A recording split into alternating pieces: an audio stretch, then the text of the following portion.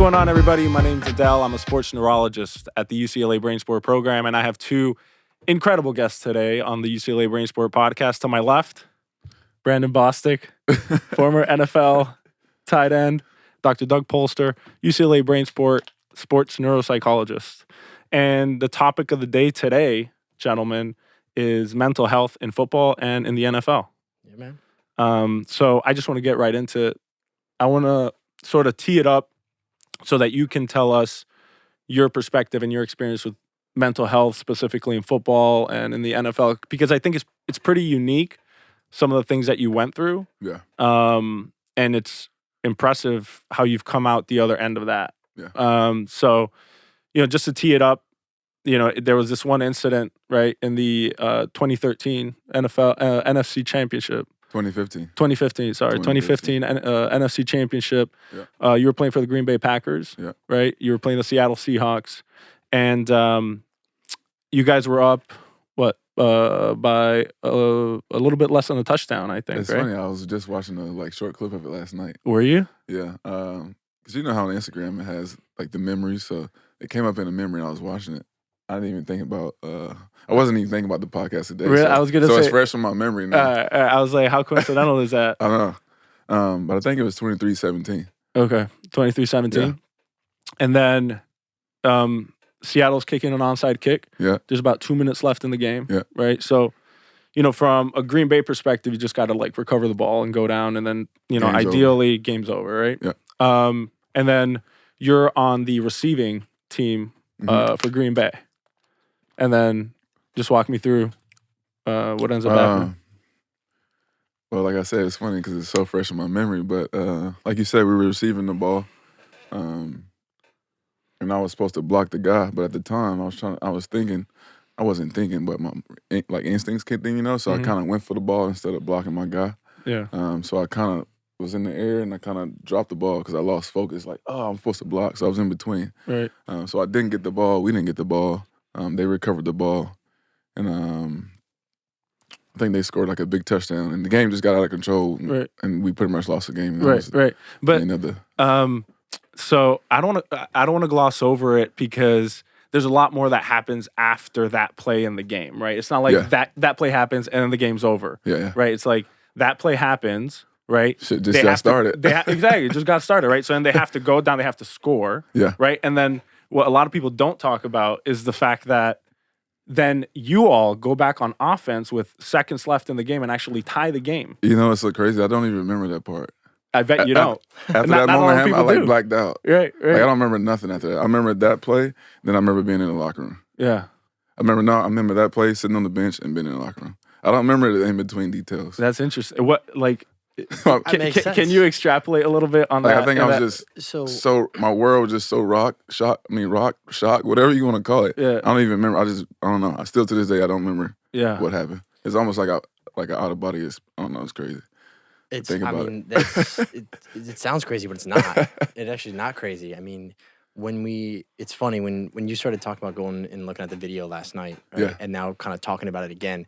In psychology, right, we have traumatic experiences that people go through. And the mind does things to protect themselves from traumatic experiences. And one of the ways we treat traumatic experiences is to purposely remember them. Yeah. And to go through them, Yeah. right? And to relive it so that those emotions eventually, slowly get dampened. Yeah. But in the moment, the brain has a way of trying to protect yourself from being too overwhelmed, right? Yeah. And now to some person, that may be a car accident. Yeah. Right? To some person, that could be, a physical attack. Right? To somebody else, that could be an enormous play in a huge game, and right with all the spotlight on you. So your brain goes, "This, I'm out," right? And it kind of checks out, right? So we don't necessarily form memories in those moments, and people describe it as an out of body experience, dissociation, that kind of stuff, and there's not really any memory of it. And in a weird way, it's your brain trying to protect you from the overwhelmed nature of that moment, of that experience. It's a safety mechanism, basically. That's crazy. That's the first time I heard that. Yeah. It puts it in a very different perspective now. Yeah, it makes sense. 'Cause I didn't even know that before you said that. I was just telling how I feel. Right. How I felt at the time, what I could actually remember. Right. So that's what you remember, right? But in fact, there's a lot more that went on in that game. Yeah. Right. But everyone, tends to highlight that play. But in fact, there was a lot of other subsequent plays that, played into that moment, right? Mm-hmm. So, and then you remember after the game, Yeah. right? So then, Snap back into it. Yeah. You snap, and then what do you snap back into? Being in the locker, sitting in the locker like this, Uh-huh. with my head all the way back, Yeah. trying to hide with my helmet on. Yeah. You still had your helmet on? Yeah, I had my helmet. I never Yeah. took it off. Yeah. Because I just remember all the cameras, all the what do you call it, media. All the media is all around me, so I was trying to hide. Yeah. Just like, I don't want to see y'all. Yeah. They wanted to talk to you? Yeah, they wanted to talk. Of course they wanted to talk. Of course, yeah. So then, like our PR guy came up to me and said, Brandon, do you want to talk? And I just sat there for a minute. And I was like, yeah, I'll do it. Because in the back of my head, I just always, I don't know, I think it's how I raised. My parents always taught me, like, you don't run, like, you face things. So Right. that came back into it. So I'm like, Right. yeah, I'll do it. So then I just talked. I said, I'll give you 5 questions. They asked me 5 questions. Yeah. And then I was done with it. Got it. Yeah. So, and a lot of people comment on that moment of you actually sitting there and then answering the questions. Yeah. It would have been easy to just like leave and not answer any questions, right? In that moment. And then there's an element of social media that started to play into it, right? Yeah. Yeah. That was So I want to get your take on that. On that's probably the biggest part. right. So right. So I'm sure there was an element of, and you've described it before, of like disappointment that you were upset that you disappointed, your teammates, Yeah. right? You started thinking about your family members, different things like that. I think that's, a sort of a regular reaction you would have to that moment, right? Yeah. But then, Just like any month, you have a bad game, you're going to be kind of mad at yourself. Yeah. So that was definitely a feeling for sure. But then social media. yeah. Yeah. What happened? That just took it to the next level. Yeah. How so? I think because I was raised in that social media era, so I was always social media driven. I just think I just kind of started reading too much of it, started playing too much, started replaying those scenarios, you're this, you're that kind of thing. Right. Just getting away from all the things that got me to that point. So it was kind of, what's the word I'm looking for? It kind of just like beat me up, just kept bringing me down, The social media. Yeah, kept tearing me down. So it got to a point where I was just at my lowest, and it was because me reading into social media and reading into all the negative things that they said I was and what I wasn't. Right. It's like a bad breakup. Yeah. Right. When you break up with somebody and you're friends with them on Instagram, Facebook, whatever, you just keep seeing it, and you look at it, and you look at it, and you look at it, and you can't not look. Yeah. It's weird. It's like masochistic. Like you're like, I have to see it, and every time you see it, it's more painful. It's more painful, but you keep looking, right? Like I advise a lot of my clients when they go through a breakup or a bad experiences, you need to shut that off. It doesn't mean you're weak. Yeah. It doesn't mean we can't go back and look at it one day. It just means we got to recover first. Right, if you have an ACL tear, right, or a major knee injury, right, you just go back on the field. Doesn't make any sense. Like you're not healed yet. Yeah, right? We need to fix the knee first. Then you're gonna get back on the field. Yeah, right. Similarly, this scenario, right, when I think it's the hardest thing to do is to stay off the field, right. In this case, to stay off social media, but it's actually the safest thing to do early on. Yeah. Right, and then we matriculate back in. Right, we do the reps. We look at it. We look at one post. Right, I'm going, all right, I can take it now. Yeah. I can take it now. And then we look at 2 posts, and then we build out the resilience again. But in that moment, when our mental ACL is torn, if you will, it's too vulnerable. It's too much to do it, and it just wreaks more havoc. And dude, I can't imagine, like. What was being said and how it felt, dude. It felt like everything. Everything, I don't know, I just feel like I was always surrounded by that play. I can be going to lunch, someone will ask me about it. Like, there was no way I could get around it. And here we are right now asking you about it. Talking about it, yeah. But it's like, it controlled my life. I'll never forget, like, as soon as it happened, I was flying out. I was at the airport, and I just remember giving the guy my ID, and he was like, oh, you're the guy that dropped the ball. I'm like, oh my God. That's, like, as soon as, it was like the next day, I'm like, wow. It's like, this is where it starts. So that's how it started. Just people just always remembering, always knowing me, and always on every social media, everything, So then after that play, certain things happened, right? So what are some kind of things like in terms of the fallout of that play, right? Mm-hmm. So in addition to this constant social media thing, right? What are some other kind of things that ended up happening?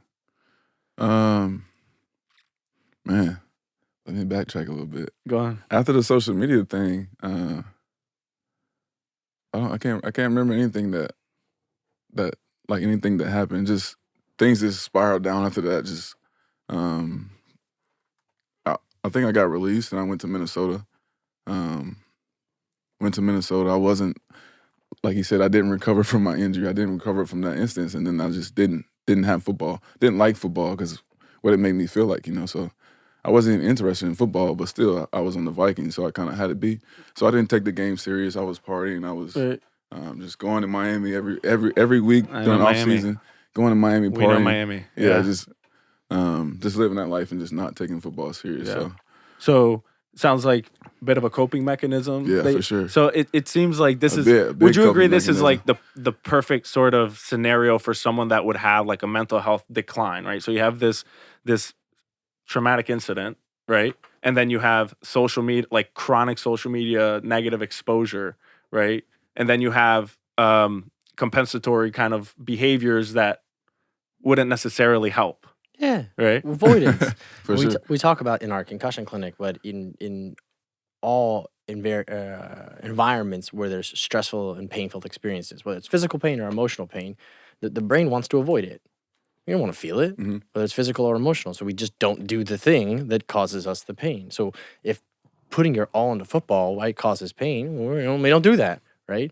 But if there's still some pain lingering, we go, well, how the heck do we get rid of this pain, right? Some people hole up, some people go to Miami and party, right? Like do something. It's a way to avoid Make me feel good. Yeah, it's a way to sort of get that temporary high, maybe figuratively or literally, to avoid that. And then, when the club closes the next morning or when you open the blinds up, you're like, oh shit, like it's still here. I'm having flashbacks of that right now in my head. Right? Like just laying in Miami in the bed, hungover, like, what are you doing? Yeah, it's still just here. Feeling bad. Feeling worse than you did before the previous day. For sure. Yeah. Did you, along the way, and maybe we're going to get to this, I don't know, right? Going back to the physical analogy, like once we realize our knee is messed up, like we might try to inject it, we might try to do whatever we can, but eventually we got to get to like the doc and the surgeon and like go through the rehab and the surgery, whatever it may be, right? Mentally, it was a similar process. Like, did you ever, or if or when, did you get to a point where you were like, I need to go see the mental surgeon? Like, I need to kind of like. To be honest with you, I didn't go to the mental surgeon until 2000. Let me get this right, because the date.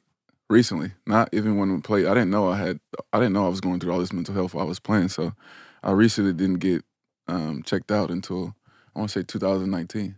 Okay. Oh, wow, that's a long That's 2 time for years. not having I want to say like, COVID. seen anybody. That's a long time. I can't remember the date because I'm trying to stay on track. But 2019 is when I got diagnosed with major depressive disorder and social anxiety.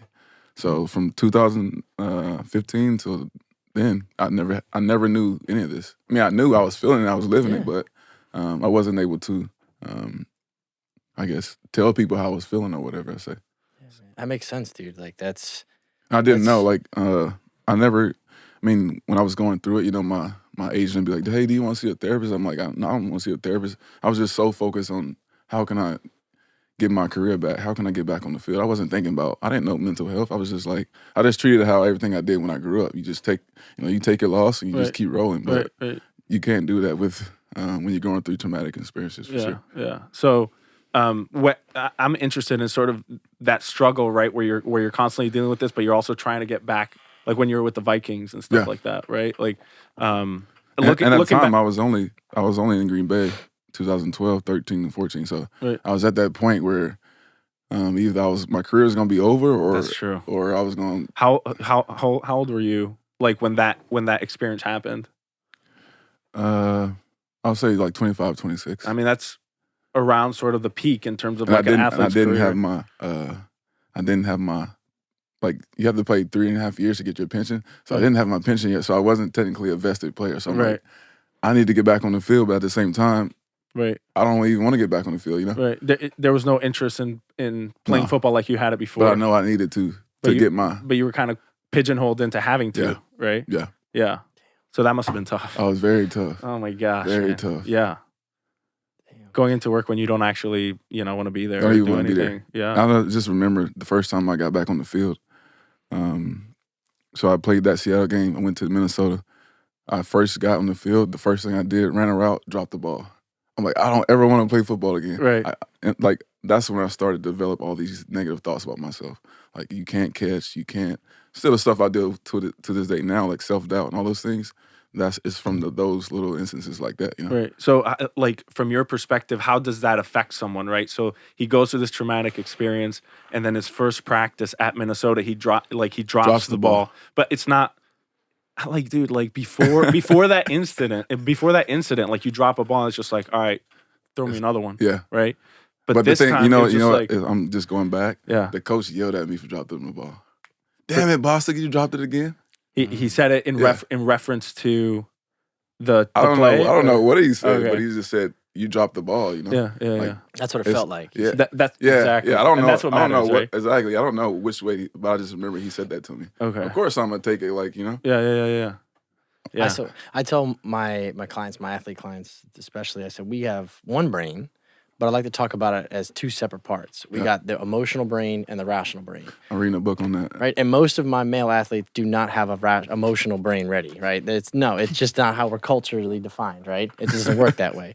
So the psychology, like our job is to say, okay, like rationally, your brain's like, yeah, I've dropped balls before, like whatever, it's cool. Yeah. But emotionally, right, you've got that pit from that one traumatic experience in your mind that's overwhelming the rational brain. Right, so a lot of psychology all those things. Yeah, it's just like negative thoughts, and it's just like a worry wheel in the back of our mind. It's just running and racing, which makes you more likely to drop the next ball. Right. So I mean, psychology is all about integrating the two and trying to like have a healthy conversation between the emotional, rational brain, and not beat one up or the other. Yeah. And that, I mean, but that's a process. You know, I'm sure as you've been going through it, like it doesn't happen overnight. Just like your ACL, it doesn't heal overnight. Right. It takes time. Yeah. For sure. So, you know, you have that, you're playing with the Vikings, and, you know, it sounds like, you know, it's really tough, right? Yeah. So then, you know, what ends up happening in terms of, you know, you're playing and stuff like that? So I was there the spring. I did spring ball. Then we got to fall camp. So I did all fall camp. We got to like the third game. I wasn't getting that many reps. I wasn't playing a lot. So I just told my agent, I was like, just give me a release so I can go somewhere else. You know, I'm not getting the opportunities. Yeah. I'm like sixth screen on the depth chart. They just drafted a guy third round. Like, I'm not gonna be here. They already had Kyle Rudolph, like one of the top tight ends at the time. So I was like, there's no opportunity for me here. What am I doing? So I got released. Then I went to Arizona. I go to Arizona, and that was definitely not a good thing for me at the time. Why not? Because I got back to that Miami thing again. Started partying because I lived there. Backtrack. When my career started, I trained in Arizona. 2012, that's where I trained in the offseason. Yeah. So that was like home for me. So I'm back at home playing football, but at the same time, I'm still dealing with all the things from that game, you know? Yeah. So I just wilded out there, wasn't really focused. Then I got cut there. Then I get picked up by New York Jets. Yeah. So then they signed me. Then I played 2 good years there. Yeah. Then that was the end of my career. Okay. This seems like a pretty, I'd hate to say typical, there's but some like, stuff in between. Yeah. Go on, man. Yeah. I was just thinking about my career ended 2016. I failed a drug test. Last game of the season, I was out partying in New York City. Yeah. I was partying in the city. Came back. Went from the city to practice on that Saturday. Okay. I got popped for a drug test. Failed a drug test. I was suspended 4 games. And that's how your career ended? That's how my career ended. Oh, wow. Yeah. Yeah. So what do you think about this? Like this, like it's just like this kind of thing. I feel like it's relatively common, right? Where it's like outside of even the athlete perspective, there's this sort of trauma, and there's like all the repercussions that happen secondary to it, right? Until there's any sort of self-awareness of, you know, any sort of mental health issue, right? Mm-hmm. And that sucks, right? Because you got it. You finally figured out that you were struggling with that in 2019. You know what I mean? What would have happened if you were able to, you know, potentially address that, you know, a lot further in your career, or somewhere along the line? You know what I was I'm saying? I did. I forgot. I did 2016. So just to continue with the story, when I failed the drug test, the only way I could get back in the league was I went to a treatment facility. Okay. So I went to a treatment facility in Cali. I had to do 8 weeks there. Okay. So I did 8 weeks just to see if I can get back into the league, but I didn't. But yeah. So was that was a drug rehab treatment? Did it involve? Because I failed the drug test for Molly. Oh, Like, okay. it was- Okay. so Yeah. it was like, Yeah. It just wasn't no regular. Yeah. It wasn't just I was- CBD that ended up testing positive for T. Nah. Was I that your in- first experience like with any sort of like mental health practitioners? Yes, very first experience. I had no idea. Same thing. No idea what I was even going through to even can relate or tell them. I just thought I just sucked at football. I didn't know. Right, I didn't know it was my right, mind. Right. I thought it was more my skill. Yeah. So I went there. I didn't really take it serious. I was I was more concerned, how can I get back into the league? Right. So I didn't take it serious. I just pretty much just walked through it, just BS the programs, not taking. Makes sense. So I did that, and what team called me? Oh, it was the Baltimore Ravens. Okay. The Baltimore Ravens called me and said, hey, I was at the treatment facility. I was working out, but I wasn't really working out. I was just trying to stay in shape. I was hitting the weights. I wasn't in cardio shape. Right. So the Baltimore Ravens called me and was like, hey, Brandon, we want to bring you in. Are you ready for a tryout? I'm like, yeah, I'm ready. So then my agent set up the tryout. Then they called me back. Like, hey, Brandon, we heard you failed a drug test. Can you elaborate more on that?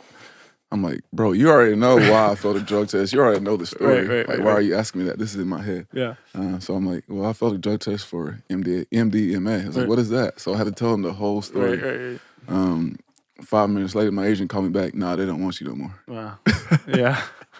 So I'm like, man, I thought I had an opportunity. Yeah. They snatched that from me. And that was it. No, that wasn't it. That wasn't it? Nah, I checked out. Not checked out, but I finished my program at the treatment facility. I go back home to Arizona. Still working out, still training. The Detroit Lions called me. Brandon, are you ready? Yeah, I'm ready. I'm like, this is my last chance. This is my last chance at the league.